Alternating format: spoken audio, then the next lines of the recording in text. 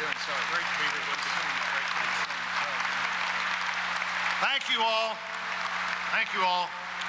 Commander Thine, great to be here with you and this great group of veterans today. I saw some of the skill of the commander when I was back watching earlier, and I just heard it again today when he could, just a moment ago, when he was able to say Missouri and Missouri both in the same sentence. This shows a man who knows how to bring people together. I was telling Senator McCaskill as we were waiting backstage, I had a chance a few years ago at the recommissioning of the battleship Missouri to introduce Margaret Truman, President Truman's daughter, and she'd been the sponsor of the ship both times. And by the time we got to my introduction of her at that event, it was very obvious that there was a lot of confusion about how to say the name of our state. And I talked about that a little bit, but when she got up, she in no uncertain terms said that her dad never said anything but Missouri, that the battleship was commissioned with her as a sponsor the first time the battleship Missouri, and it would be the second time as well. But as you could tell from listening today, we're a little more flexible now about how we say the name of our state. But I'll tell you, our state is glad that you're here. Welcome to Missouri. Welcome to St. Louis. We are honored to have you here. There are 36,000 VFW members in Missouri. There are 14,000 auxiliary members in our state, and they continue to do such a great job.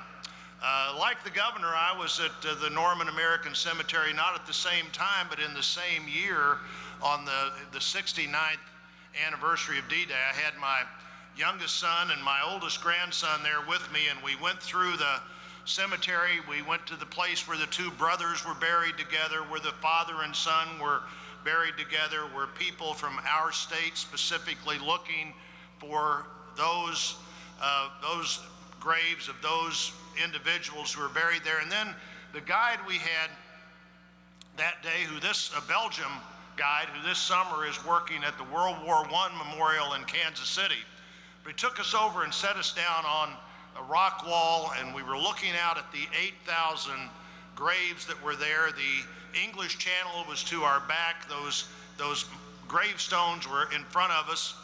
And then he opened his computer, and he had Walter Cronkite and General Eisenhower sitting there on that exact same spot in 1964, the 20th anniversary of D-Day. And my takeaway moment from that visit to the cemetery that day was listening to President Eisenhower, General Eisenhower, saying to Walter Cronkite something like this. He said, "You know, my son John graduated from West Point on D-Day." And he said, many times over the last 20 years, I've thought about the life he's been able to live, the 4 children he and his wife have, and the many things he's got to do. And I've thought about these young men who didn't get to do those things because of what they were asked to do. Guy didn't go on to point out, as I knew being a history teacher, not a lawyer, that after we got out of Korea in the first 6 months of the Eisenhower administration, not a single man or woman is killed anywhere in the world in a uniform except in a training accident for the next 7.5 years. Probably no coincidence that that president, who clearly led a strong America, had to give the order that those 8,000 graves and many thousand others in this country and in other places in Europe were in because of his order. Thought about many times over the last 20 years, the things that these young men didn't get to do because of what they were asked to do. I'd just like to say to all of you, all the veterans here today, thank you for being willing to do whatever you were asked to do. Thank you for being willing to stand for our country, to defend our country and what we stand for in so many ways. To bear the burdens of service, both in mind and body and your families. Talked to a Vietnam veteran the other day who said, just a couple of years ago did I figure out that I had post-traumatic stress. And he said, I didn't know I had it when I got out of the service. Don't even know that I had it right after I got out of the service, but I have it now. And he said, my family knows I have it now too. You have helped. The veterans here today and all the veterans you represent have helped to stabilize the world and create for a better future for a long time. The few World War II veterans that are probably here today, the equally small number of Korea veterans that are probably here today, the much bigger number of Vietnam veterans and Kuwait veterans and Iraq veterans that are actively today, all were willing to serve. The mother that I called a couple of weeks ago in Fenton, Missouri, just a few miles from here, to talk about the loss of her 20-year-old son in Afghanistan, none of that service should be in vain. We need to continue to stand strong. We need to continue to do what we do to bear what has been the outsized load that America's borne during the lifetime of everybody here. But you know, the fact is, when the United States of America leaves a vacuum in the world we live in today, bad things rush to fill that vacuum. I was in Germany as a member of both the Defense Authorizing Committee, the Armed Services Committee, and the Defense Appropriating Committee for a very quick two-day security conference in Munich at the Munich Security Conference. And the German president, not the prime minister, but sort of more the head of state, the president, made an announcement at that conference. He said, Germany is a powerful country, and it's time we started acting like it, not just economically, but time we started bearing more of our share of responsibility in the world. Everybody agreed with that, but that doesn't mean it's necessarily going to happen. In Iran, in Syria, in the Ukraine, all over Africa, I think we see today what happens when the United States steps back and waits for somebody else to step up. When we're strong, we usually don't have to show that strength. When we show that we're not willing to use the strength we have, that's when we're most likely to have to use it. And for those who serve, President Lincoln said at the end of the Civil War in his second inauguration, we now need to care for those who have borne the burden of battle. We need to care for their widow. We need to care for their orphan. We have a special responsibility. As Chairman mentioned, after President Lincoln is gone, and in the years immediately following the Civil War, we had this problem called concurrent receipt. And for literally well over a century, veterans fought for what would be the fair solution to concurrent receipt. And of course, it was your organization, more than any other, in my view, that made it clear that we had to get this straightened out. And there are very few things in the Congress that I think wouldn't have happened if I hadn't been there, but I actually think this is one of them. Mike Bilirakis, the congressman from Florida, and I just decided we're going to solve this problem. I happened to be the majority whip of the House at the time, and we got it done. 125 years or so, this had been a problem. We worked to solve it. Survivor benefits, from 35% to 55%.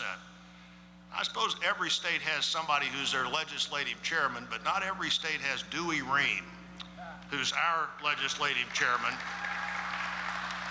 and does such a great job. In fact, Dewey Ream does such a great job that he sometimes now lets me think that the things I'm working for veterans were my idea, not his.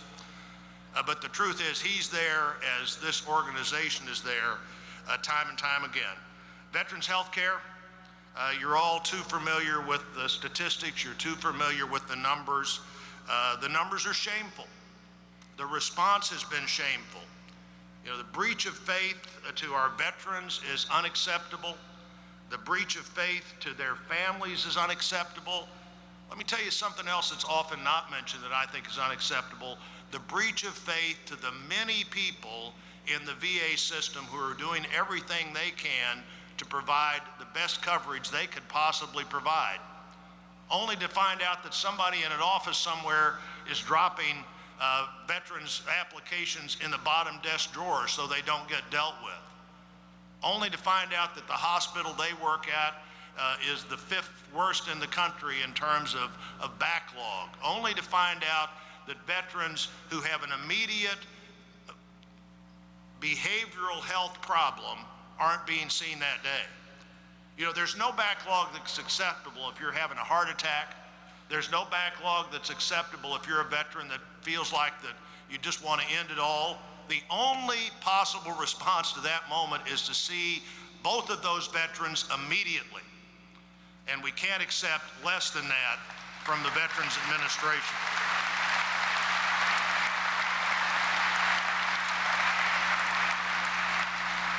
You know, been no greater advocate for the Veterans Administration than the VFW. But I expect because of that, no greater level of disappointment in some of the things that have happened. As it turns out, competition may not be a bad thing at all.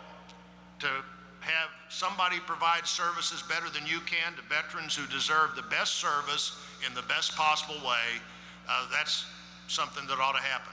Senator Stabenow from Michigan and I, and some bipartisan legislation we got passed this year, the Excellence in Mental Health Act, where people would have more opportunities to get their mental health problems solved just like their physical health problems. We're looking at an 8-state pilot to see if that works, and some of the biggest groups were the veterans, and particularly the younger veterans. Some of the Afghanistan and Iraq veterans made this their #1 priority. More flexibility, more choices, more things that work with their family, their career, their job. We need to see what we can do to be sure that we're dealing with veterans the way they need to be dealt with in 2014, not 19 and 14. So let's look at what we can do and do it in a better way. The Caring for America's Heroes Act that I introduced just says that retirees and dependents get the same care for mental health at a veterans facility or at a base hospital as they do for physical health. The VA should be really good at a few things. Nobody should be better than the VA at dealing with post-traumatic stress. Nobody should be better than VA facilities at dealing with the results of IED accidents. Nobody should probably be better than really great success with prosthetics. But the VA is not necessarily the best place to have your heart stent put in, not necessarily the best place to get your blood pressure checked, and there's no particular reason it should be. What we need to be doing is not thinking about what's best for the Veterans Administration. We need to be thinking about what's best for veterans.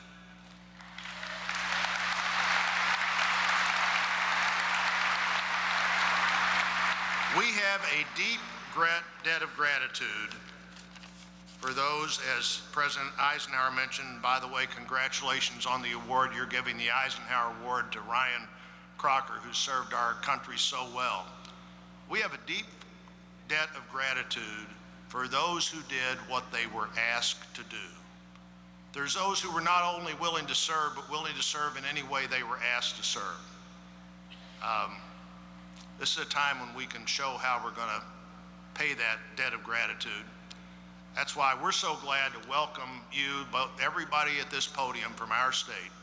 So glad to welcome you to Missouri, to welcome you to St. Louis, and to say that these need to be times when we appreciate the freedom, we appreciate the service, we appreciate the example to the world that American veterans have set. Thank you to the VFW. Thank you for letting me be here today. Thank you all.